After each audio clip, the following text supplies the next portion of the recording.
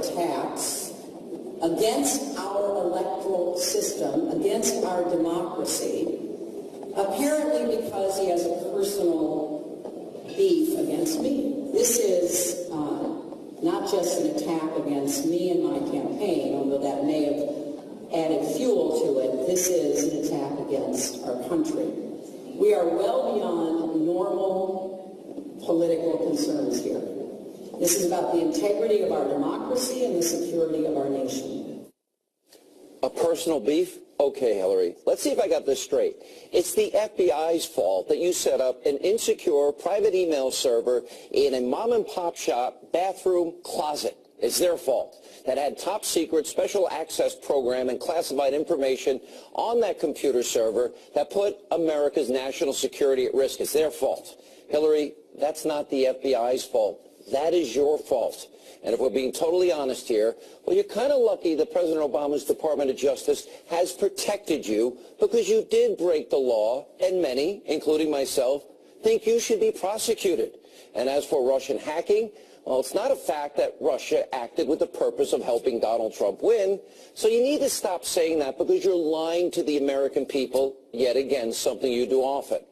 Now, Fox News has learned that an internal CIA memo confirms that the intelligence community is now in agreement that Russia sought to interfere in the election, but the memo does not include a reference that there was an intention to aid Donald Trump.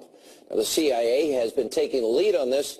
Well, that's the same agency that lied to the American people, all of you watching, by to say terrorism was not the plane. Their argument, spontaneous demonstration related to a YouTube video, and the demonstrators just happened to have mortars and RPGs in their back pocket. Really? I'm a react today.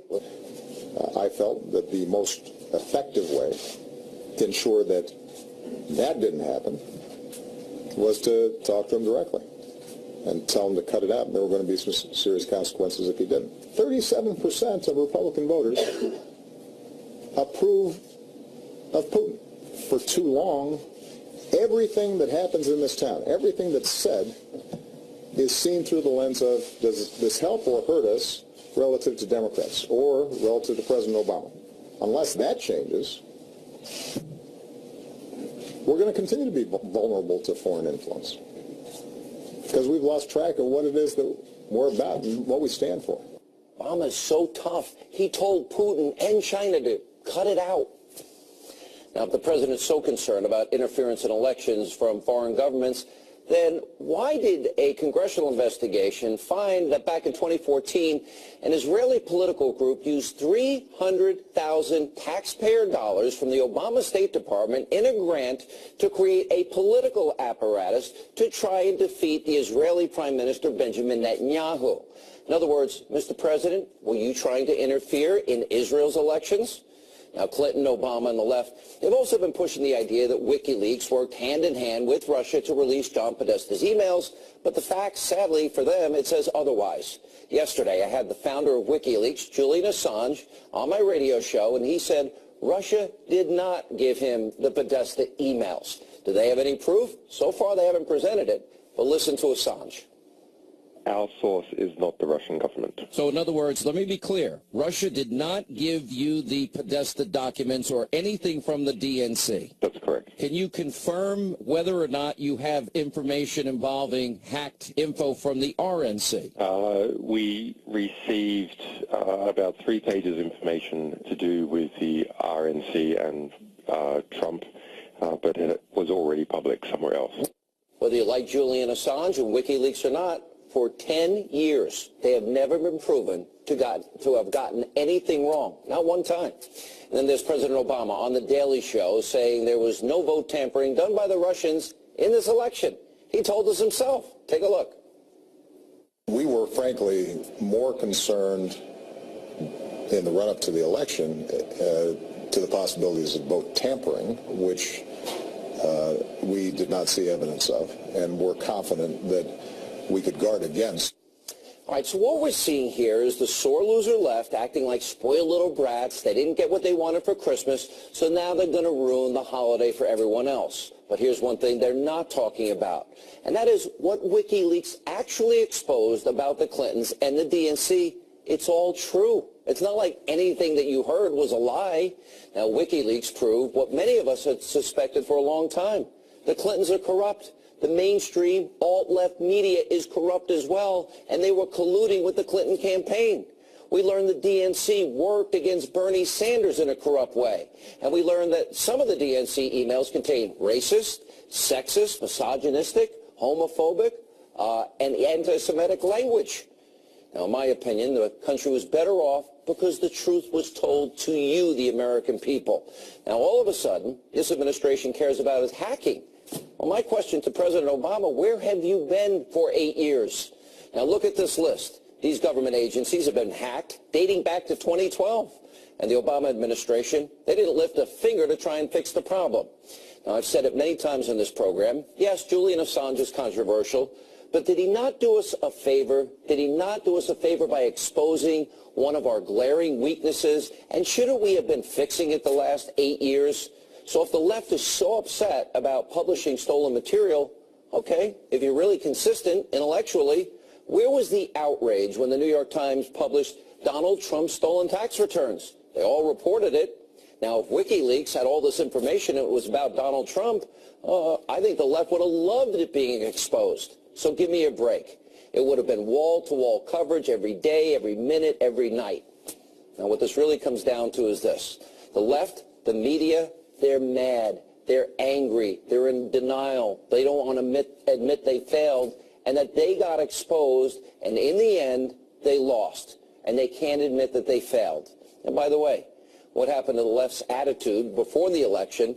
Remember when they were telling Donald Trump to stop raising concerns about the system being rigged? Remember when Obama, just a couple of weeks before the election, said this? There is no serious person out there who would suggest somehow that you could even rig America's elections, in part because they're so decentralized and the numbers of votes involved. There's no evidence that that has happened in the past or that there are instances in which that will happen this time. And so I'd advise Mr. Trump to stop whining and go try to make his case to get votes. Yeah, President Obama and Hillary, they need to stop whining. There's Hillary Clinton. She did the same thing. Remember this before the election. That's horrifying. You know, every time Donald thinks things are not going in his direction, he claims whatever it is rigged against him. Now, make no mistake, by doing that, he is threatening our democracy. Hillary, stop whining and complaining. Listen to your own words, your own criticism, because what you said and what the left is doing is you're advancing a false conspiracy theory as to why you lost. You can't accept responsibility. It's also time for Hillary to stop making it all about her. Now, for decades, she's been playing that same victim card, the same conspiracies, blaming all her troubles, all her many scandals on someone or something else. Remember back in the 90s when Hillary tried to blame the so-called vast right-wing conspiracy, all about Bill Clinton's misconduct. Let's blame somebody else. Take a look. The great story here, for anybody willing to find it and write about it and explain it, is this vast right-wing conspiracy that has been conspiring against my husband since the day he announced for president. This is what the Clintons do, sadly. They deny, they lie, then they point the finger, they pass the blame, and this is about as big a conspiracy as Roswell, New Mexico, and Area 51. Joining us now with reaction, former Trump campaign manager Corey Lewandowski. How do you interpret all of this? You know, Sean, it's amazing, as your clips just demonstrated, that when it suits them, they call on Donald Trump to stop saying things that they believe to be incendiary and untruthful. But when Donald Trump wins the election, the largest electoral landslide since the Reagan re-election campaign, now they're saying, you know, it's the Russians' fault, that the Russians did something, that Julian Assange and WikiLeaks was all designed to help Donald Trump. The bottom line is, and you've already pointed this out, every single email that was published from the Podesta email chain has proven to be authentic, and the Clinton campaign did not want to authenticate those one-off, but they have never, ever said that those emails were wrong or that they weren't authentic because they know them to be true. So this is just, you know, sour grapes is what this comes down to. Tell me where the evidence is that Russia's involved. Now, the Daily Mail had a report yesterday about this guy, Craig, I believe his last name is Murray. And Craig Murray says he got them directly from a Democrat who was disgruntled because Bernie Sanders had been cheated and the corruption at the Clinton Foundation, and that the actual emails were handed off personally by American University in a wooded area. Which is more likely to be true? Look, the bottom line is, there is no hard, fast evidence. We heard President Obama say it directly that the Russians were involved in any way, shape, or form. And the fact that our system, as President Obama pointed out, is so decentralized that there's no individual way to go and steal this election. This election was not stolen. Donald Trump went out, he connected with the voters, and look at what the stock market has done since Donald Trump has taken over as a president-elect. It is through the roof. All right, so I hope that means more people have more money to spend at Christmas. So let's look at this objectively, though. So if we're to believe that that Democratic blue wall that broke down in Iowa and Ohio and Michigan and Wisconsin and Pennsylvania, states that have a lot in common economically, that those are the states, the only states that were the ones that were influenced by, quote, Vladimir Putin and Russian hacking, wouldn't it be more likely that it was the message that we can get America back to work, putting America first, bringing in manufacturing?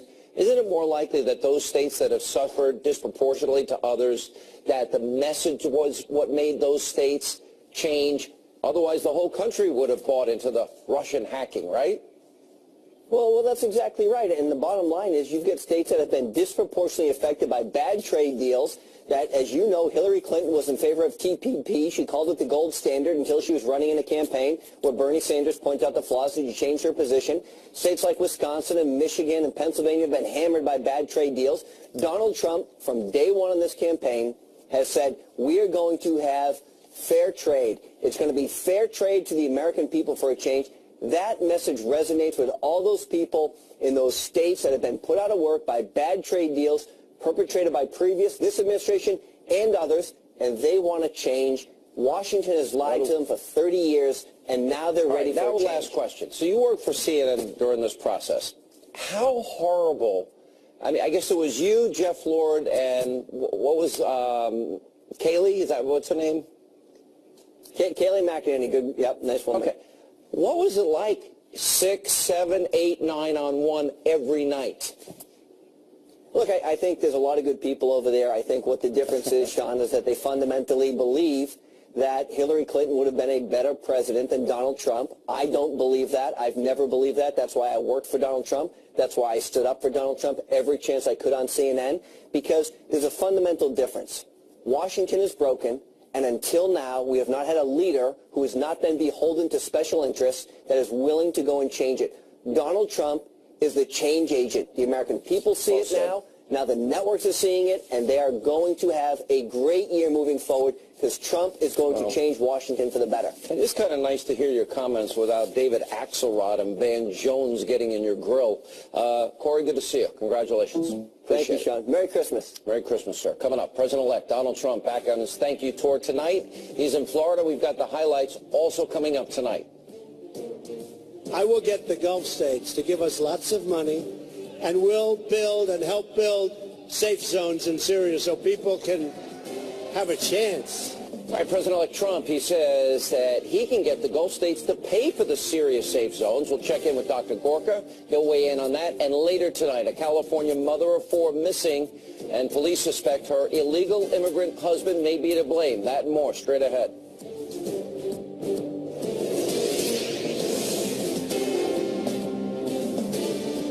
Suggesting Vladimir Putin had a hand in Russian hacking during the election.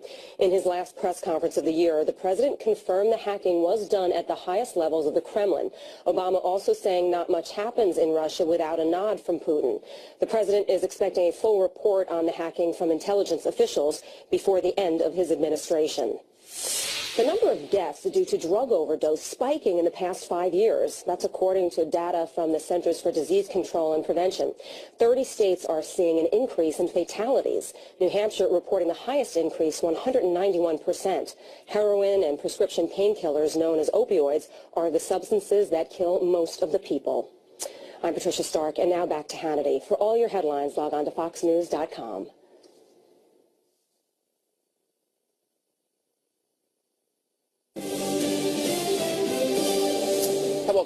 Hannity. So President-elect Trump, he's back out on his thank you tour, speaking to supporters. Here are some of the highlights. Well, let's start off by saying Merry Christmas, everyone. Merry Christmas.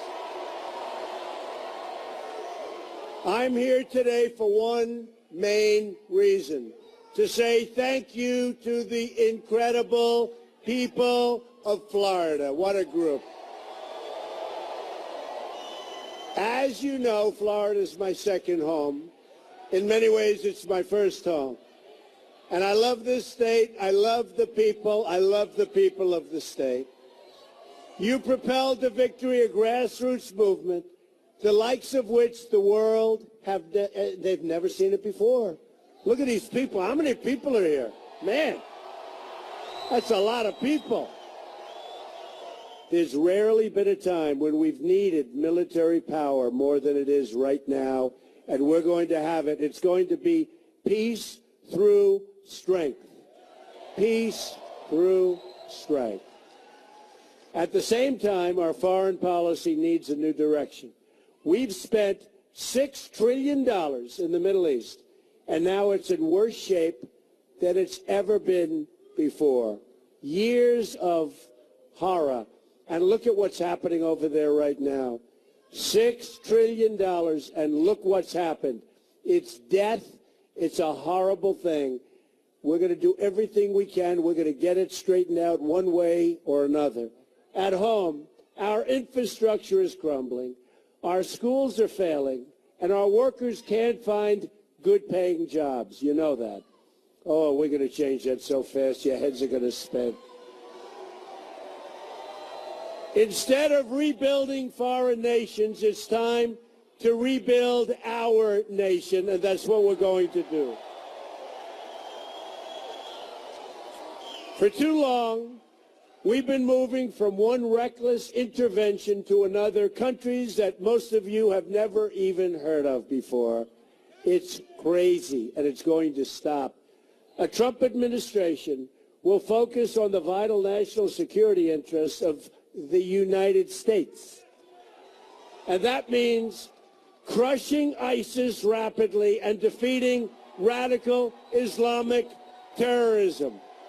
Here now with reaction, pollster Frank Luntz and Trump campaign pollster John McLaughlin. Good to see you both. What do you make of this effort by the president, Hillary, to delegitimize, the Russian hacking did it? There's no new evidence. There's nothing new that came in since we knew all of this before the election. It's 2000 all over again. This is a Democratic strategy so that voters will not accept the outcome to try to needle them. It's going to backfire, though. But the problem is, I love the fact that Trump is going out to the people. This is the first time since Ronald Reagan that a president has this kind of army. For every issue, for every concern, Donald Trump will be able to turn out not just tens of thousands, Sean, hundreds of thousands of people that will come to Washington and say, you have to listen to us. Yeah. It is a brilliant strategy to run against that cynicism that the Democrats are promoting. So the president is, he's had 8 years to fix the so-called hacking. We've known about this forever. He even talked about, I told them to stop, meaning the Chinese and the Russians. And I'm like, gee, that's so tough, Mr. President. Okay, if influencing elections is so horrible, you were the pollster for Prime Minister Netanyahu. Right. Did Barack Obama use taxpayer dollars, and did Barack Obama send his surrogates on the ground in Israel for the purpose of defeating Bibi Netanyahu? Absolutely, yes. The U.S. Senate panel found they used tax dollars, and that was chaired. It was bipartisan. It was also the tip of the iceberg. He sent Jeremy Byrd over there, his political director. They set up a huge super PAC that spent more than the 11 political parties combined, and it got minimal press here. And the reason he was trying to do it, this is the one-voice PAC, right? And this helped B-15. In every regard, right? And they were teaching our opposition how to organize and turn out to vote. But I'll tell you what it was about. My suspicion was it was all about stopping Bibi Netanyahu from being able to speak to Congress and win the election and then tell them about how bad the Iran nuclear deal was. Which he did. And Frank at the time came over to Israel and said it was worsening relations between Israel and the U.S. It was wrong, but the president was behind this stuff. And the tactics that we learned with Prime Minister Netanyahu, we were able to employ in the Trump campaign to help him beat Hillary Clinton. So there's a question, though. Was this election more a rejection of Obama or a rejection of Clinton. I've not been able to. I think it's both. It was both. It was a change election. But which is more important? We just did a survey for Secure America Now, and it's up on our website, McLaughlinOnline.com. The voters, as of this week, want change, 52 to 39. And that includes, and by the way, Trump has a 48 job approval 48 rating. and 41. 41. And it has 24% job approval among African Americans, 44 among Hispanics. That's a demographic shift if he can turn those into votes. If he goes into 50 or 60, Frank's saying he would be like Reagan. If he approaches, and your point about polarization, we're not going to be unanimous. But if you have a 55, 60% of the population approving you, we can get the Republican Congress to repeal and replace Obamacare. That's a 60-30. I got to break. I want to look. You didn't think Trump had a good chance. No, I did not think he had a good chance, but I thought that he was absolutely viable because of what he had said and how he said it. 2 points. In fact, just one. If Trump can keep this majority of these new voters who've never voted Republican before and bring back some of those Republicans from the suburbs who voted for Clinton but voted Republican all the way down the line, this is a long-term majority. He has a chance to change politics as we know it if he can keep both of these groups together, and he has the capability to do it. I got to run. Good to see you both. Merry Christmas to both of you. Thank you. Merry Christmas. And up next tonight, right here on Hannity. I will get the Gulf states to give us lots of money, and we'll build and help build safe zones in Syria so people can have a chance. Extreme vetting, safe zones in Syria. We'll check in with Dr. Sebastian Gorka. He'll weigh in on that. And also later tonight. See, now we're feeling what not having hope feels like, you know. I guess for the first time in her adult life, she feels hope is going away. Why? Because Donald Trump won the election. What's that all about? We'll have a full report. Bo Dietl, Mike Myers have reaction, and much more straight ahead tonight.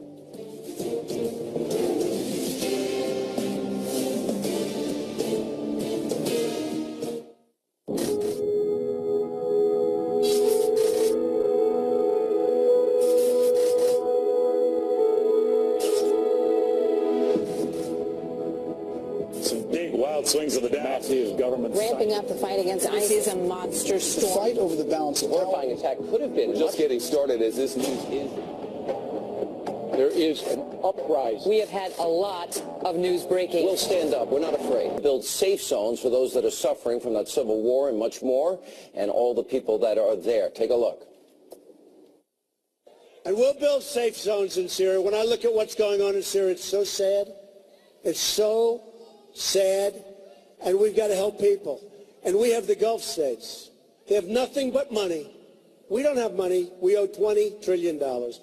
I will get the Gulf states to give us lots of money, and we'll build and help build safe zones in Syria so people can have a chance. Here with reaction, the author of Defeating Jihad, Dr. Sebastian Gorka, is with us. You've been in touch with the transition team. You've talked about radical Islam. You believe it's something we can defeat. Obama was out there to press it today saying he took the best course in Syria. Really? Do you agree with that assessment? No, because I live in the real world, Sean. It's a catastrophe. Remember the red lines? The real reason he calls it ISIL and not ISIS. What is that? What is the reason?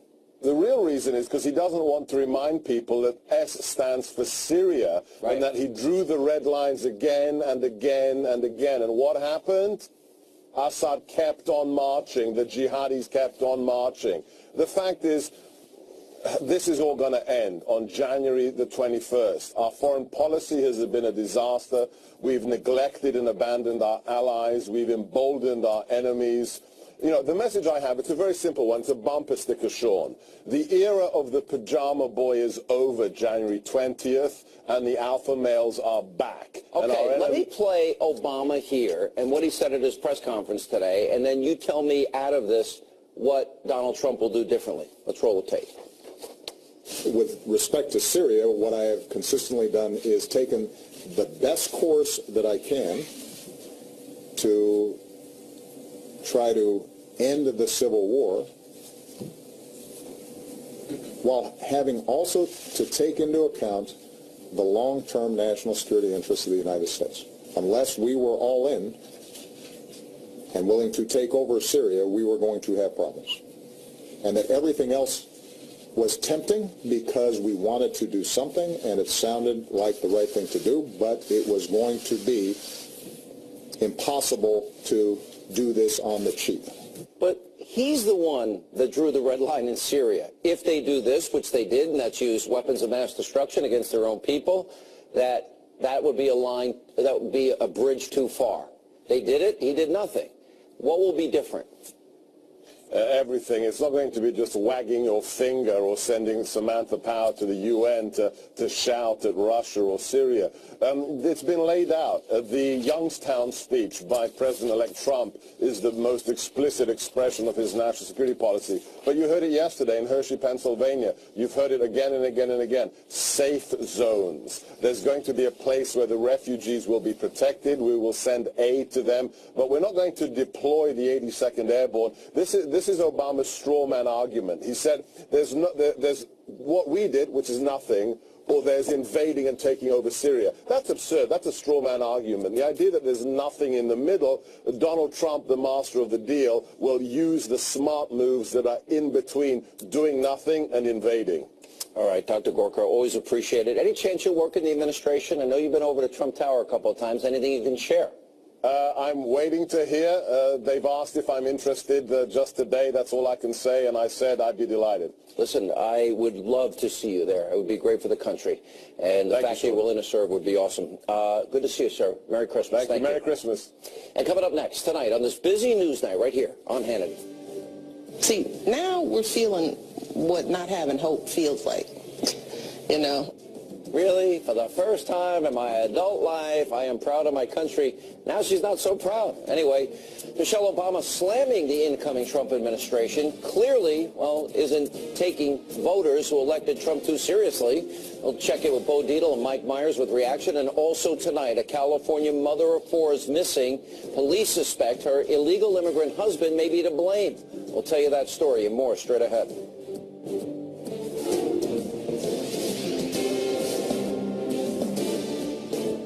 My message tonight is for all Americans, from all parties, all beliefs, all walks of life. Whether you are African American, Hispanic American, or Asian American, or whatever the hell you are, remember that we are all Americans, and we are all united by one shared destiny. All right, he's having way too much fun. President-elect Donald Trump delivering a message about uniting the country, uniting Americans. But First Lady Michelle Obama, she's taking a far different approach, telling Oprah Winfrey, remember, she's the one that said, for the first time in my adult life, I'm proud of this country. Not now. Watch. Your husband's administration, everything, the election, was all about hope. Do you think that this administration achieved that? Yes. I do, because we feel the difference now. Yeah. See, now we're feeling what not having hope feels like, you know. Now we're feeling what not having hope looks like. All right, Madam First Lady, may I suggest, you want to know what not having hope is? Under your husband, 50 million Americans in poverty, 50 million Americans on food stamps, 13 million more than before he took office on food stamps, 8 million more in poverty since he's become president. Lowest labor participation rate since the 1970s. Lowest home ownership rate in 51 years. But we're feeling what not having hope feels like? Well, a lot of people didn't have hope because of his failed policies. Joining us now is Democratic New York mayoral candidate Bo Dietl. Now are starting to feel good about a new leader in this country going to lead us out of this abyss that we're in. I loved also Congressman King, what he did when he visited the president-elect about the opening up the federal investigations into these Muslim mosques. If there are terrorists that are percolating there, we got to find out. We can't wait for another attack. There's something important. These two, Hillary and these two. Who? What do you mean these two? Michelle. What is this? Hillary and Michelle, they are the two queen bees of the real deplorables. Those irredeemable, you're going to call them irredeemable deplorables? Deplorables. They're the real ones. I'm telling you, I am so sick of them. I can't, wait a minute, let me talk. I can't wait. My hope is, I can't wait until December 19th when the Electoral College finally votes. That's Monday. Because, that's right. But you would never believe it because Hillary still believes she's campaigning. This is an endless, perpetual campaign. She lost. So I hope that Donald Trump, come January 20th, is the first day. That's what my hope is. At January 20th and 21st, we will have, finally, we'll have a new government. Right, now you let me talk. All I can say is one thing. You know, Hillary Clinton lost the election. You know, the First Lady, would all respect her. She came out and she said she was not proud to be an American when he was elected. She said for the first time in my adult life, I'm proud of my country. So she wasn't proud. I'm proud of our country that we're able to take the people's vote, and the majority of this country, electoral votes, and the majority of this country now has voted someone for change. But she's living in a bubble. 13 million more Americans on food stamps, 8 million more in poverty. Hey, Michelle, your husband didn't get the job done. I want a government that really drains the swamp. I want a government. I do too. I want a government that really defunds defunds these sanctuary cities. I want a government that really builds the wall. I want a government that really has real borders and get rid of people who are not where you are. We're coming documented. back with both of you. We're going to talk about borders immigration. We got an important story out of California. Mother of 4 missing. Police have charged her illegal immigrant husband for possible murder and now asking for the public's help. We'll talk about that in relation to Donald Trump's policies of extreme vetting and building the wall and much more. Straight ahead. The murder rate in the United States is the largest that it's been in 45 years. We are going to bring this terrible crime wave to an immediate end, and it can go quickly. One of the greatest public safety threats remains open borders. I always say, there goes your safety, there goes your country. We will build a great, great wall, and we will put an end to illegal immigration. All right, that was President-elect Donald Trump vowing to reduce violent crime by tackling the issue of illegal immigration when he takes office. This can't come soon enough. We have a very disturbing story to share with you tonight out of California. In June, a mother of 4 named Cecilia Bravo Cabrera went missing. Well, now authorities have charged her illegal immigrant husband and apparent bigamist, Francisco Valdivia, with her murder along with his other wife, Rosalina Lopez, also an illegal immigrant. She's charged as an accessory after the fact. And joining us now is the man conducting the investigation in this case, and that's Tulare County Sheriff Mike Boudreau is with us, and we continue with Bo Dietl and Mike Myers. Sheriff, what's going on out there? Was this a case of somebody marrying somebody with the hopes that they get to stay in the country? Well, that's exactly what happened in this case. Back in 2000, Francisco Valdivia entered the United States via California and was caught by ICE and deported. Sometime after 2000, he re-entered the United States and met our victim in this case. A relationship developed, a business relationship, where he convinced her into marrying him in the hopes of gaining, being here legally. And just to fill in some gaps here, she had 4 kids from a previous marriage. Then apparently, I guess, his wife in Mexico found out he was married to this woman in the United States. And is that why the murder happened, in your belief? Well, we believe that the murder happened because Cecilia decided to discontinue that relationship. The information that we have from family members and also some digital forensics that we can't really go into today, but that she decided she was no longer going to participate in that relationship. And because of that, we believe that Francisco decided to kill her. All right. Now, is there any forensics that prove, I know she went missing, that in fact you know that she's dead? We believe she's dead for a couple different reasons. She was very close to her family. multiple contacts throughout the day, phone calls, visiting with family on a regular basis through multiple years, as well as social media sites that she's very, very active on multiple times during the day. That ceased and discontinued the very day that we located her burned vehicle in an orchard. Good grief. It's so sad. Bo, you know, when Donald Trump announced he was running for president, and he talked about some people being criminals, murderers, rapists. We know the numbers. They're massive. We have one in New York with the correction officer. Yeah. This guy was an illegal immigrant. He was arrested 8 times, and he's on suspicion of killing that correction officer in Brooklyn, shooting her to death. This is happening over and over. And I got something to say. I become the mayor of New York. You commit a crime, and you're illegally in this country. Bye-bye on the next plane out of here. We're not going to have a sanctuary city. By the way, you may not even have a primary because your opponent is so corrupt. He may be in jail by the time you... no, not yet. I told Pete, don't do too fast. Like June 15th, something like that. I tell you right now, there'll be no sanctuary city for criminals in New York City if I become the mayor. That is not... There shouldn't be sanctuary cities for anybody who's undocumented. You don't have to be a criminal. You know, but the law is the law. What happened to equal protection of the law and due process of law and the rule of law? That's why I say we need a government where everybody is treated equally. Like Hillary Clinton should be charged? We don't need a Justice Department with an Eric Goldholder. Let me ask the last question of the sheriff. Sheriff, do you believe you're close to finally resolving this case? It's so sad. We believe and confident that we have the 2 people responsible for this case in custody.